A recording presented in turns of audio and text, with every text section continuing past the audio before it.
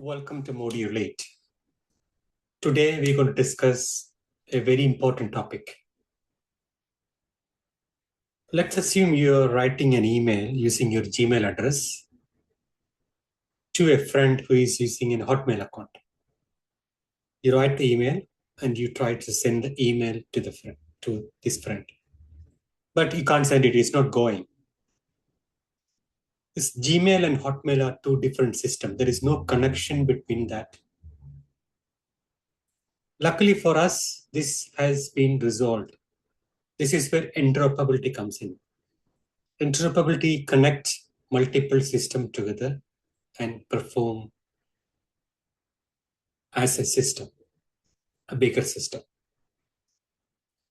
But for blockchains, this is not fully solved.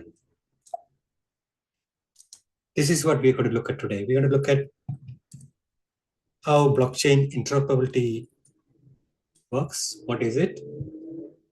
Why interoperability matters for blockchains? And the core concept and technology enabling interoperability in blockchain systems, its challenges and limitation, and any questions and answers.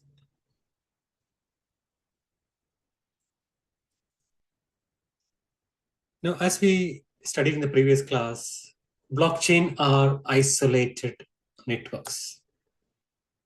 They are not natively designed to interoperate. Users within a system can interact with the users the same network. Assets can be transferred between them peer-to-peer within the same system. The liquidity within the system cannot flow into other systems. Now, for the same reason, enterprise adoption is also not happening. Enterprise wanted systems that are multi-connected.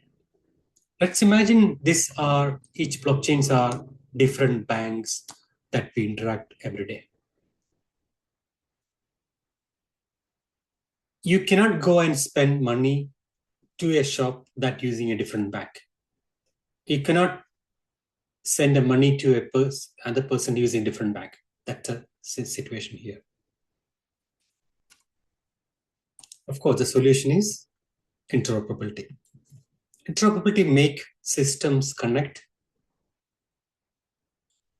and work together. So here the goal is to create connected blockchain ecosystem instead of isolated network.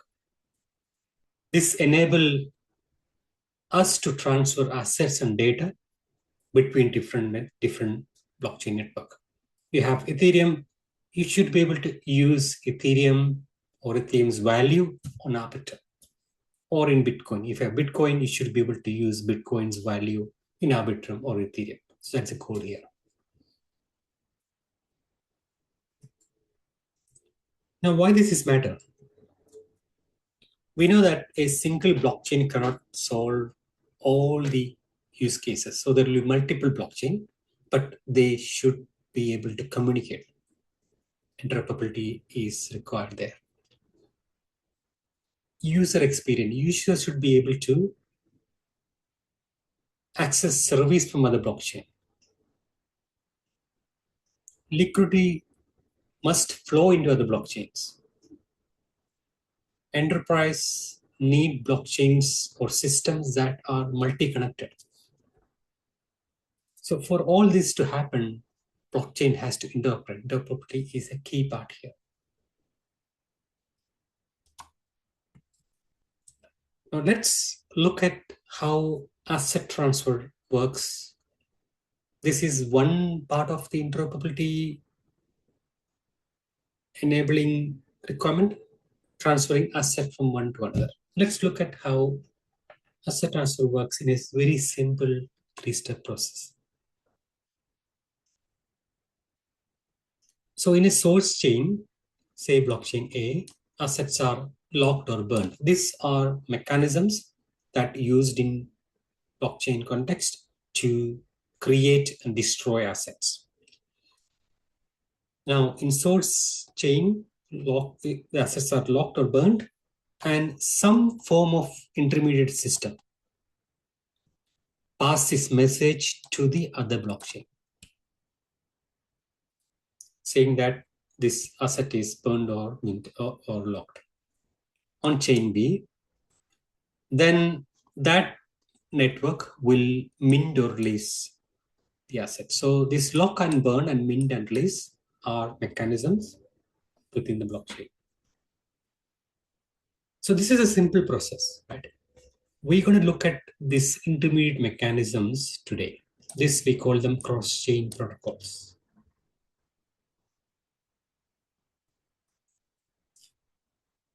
We'll be looking at these 4 protocols: sidechain, atomic swap, notary scheme, bridges.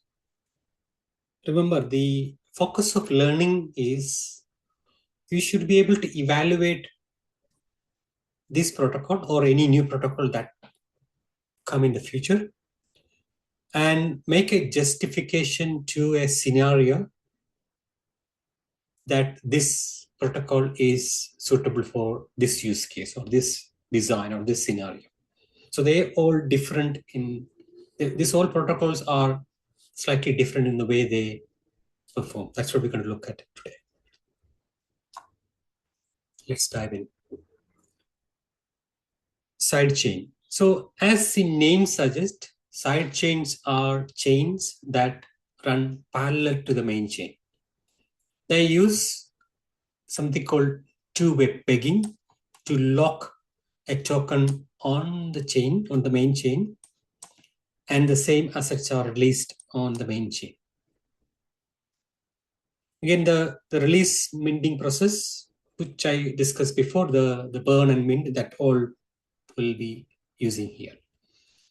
Assets are locked and the same value is released on the side chain. On the side chain, users can interact very fast, even cheaper. The whole idea is offload transactions from main chain to side chain that improves scalability and flexibility. Often using main chain is very expensive for very small payments. Say, for example, you are buying coffee. Coffee may cost $2 or $3. But that transaction that you buying a coffee may cost more than that. So it is not worth doing that transaction on a main chain. Instead, you have an agreement contract between you and the merchant, and you buy coffee every day. And after a week, the final settlement happens on how many coffee you bought during the time. So these are some of the examples. Now let's look at the next case, atomic swap. Atomic swap is an automatic swapping mechanism. No, they don't use, that protocol doesn't use any intermediate mechanism at all. This is done through something called hash time lock contract. 2 different users, 2 different blockchains.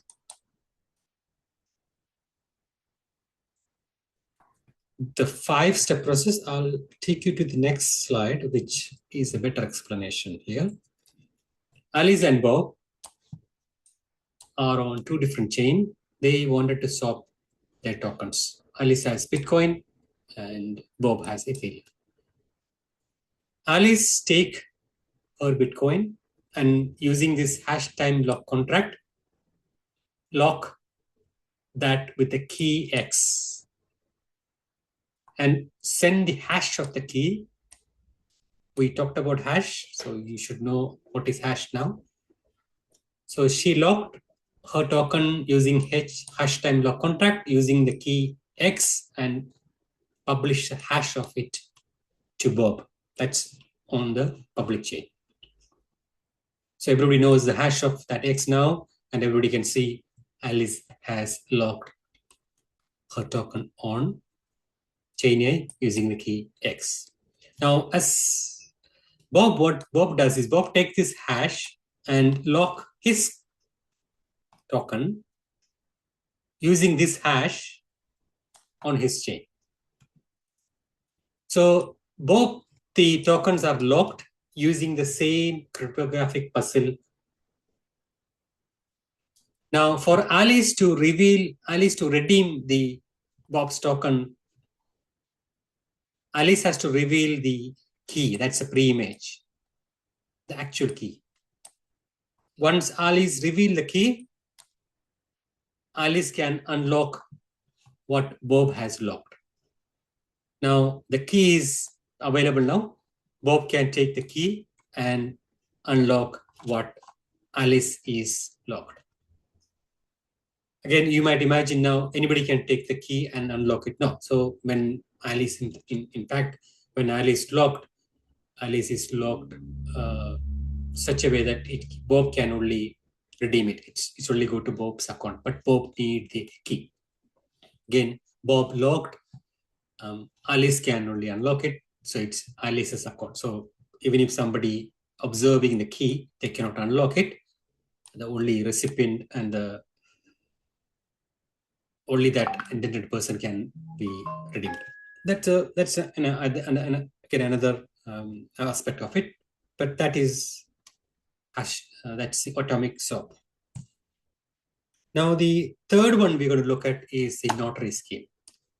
Unlike other ones, notary scheme is a enterprise favored model where notaries or trusted third parties will be observing something happening on chain A and sending a proof on chain B. So this is very similar to how banking system work. So this is a enterprise blockchain, enterprise model.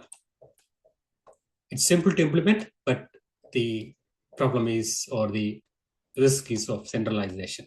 Again, if a bank implementing something with interoperability, bank would go with this model. Right? All right, that is the one. The final one we're going to look at is bridges. Now, bridges are the most matured and most adopted technology, cross-chain technology as of now. Unlike other ones, bridge is itself a full system. So it's a mechanism that connects blockchains together and transfer. Bridges can hold multiple tokens. So on chain A, users can lock or mint or burn the token onto the chain, the bridge contract, and the bridge contract itself verify that and then mint and release on chain B. So in before cases where atomic swap, you need to find somebody to swap. Whereas in bridges, bridge can hold multiple token pairs and users can come and swap their tokens. Wormhole and multi-chain are an example of that. So there is trusted bridges and trustless based on some is centralized and some is decentralized. It's basically based on the operation model of that bridge. Now, putting everything back together, we have side chains, independent blockchain run parallel to the main chain, improve scalability and flexibility. It is designed for a specific chain, right? It's only be connected to a main chain. That's only how it works. If the side chain compromise, the assets that locked or assets that released on the side chain also get under risk. The next one is atomic swap, where it's peer-to-peer and trustless. But we need to find a match. We need to find a counterparty for asset exchange. It is a little bit complex because both the network need to able to run the scriptings, the hash time lock contract scriptings. Other one is a notary one, which is run by trusted third parties, simple to implement. Centralization issues. If the notary is compromised, Moreover, if the notaries are dishonest, the cross-chain process is weak. And the final one is the bridges, mechanism that connects multiple blockchains and enable transfer. The bridge can hold multiple token pairs, can connect with multiple blockchains, and can also be enabled decentralized applications. But this required a pre-established trust and infrastructure connection between different blockchains. So major attack targets, bridges are major attack target. So all those cross-chain bridge attacks that you hear about or that happened are in this model, including the smart contract vulnerabilities or validator compromising, etc. Okay, now let's look at what we learned today. What is the learning outcome of this module? You should have recognized why blockchain interoperability is important to overcome the scalability and network isolation. Able to differentiate between the core protocols or distinction between the core protocols of sidechain, atomic swap, notary scheme, and bridges based on, we discuss it based on the specific mechanism and purpose. Now, by doing all these things, you should be able to evaluate a enterprise requirement and recommend a most appropriate interoperability solution based on the use case. Thank you very much.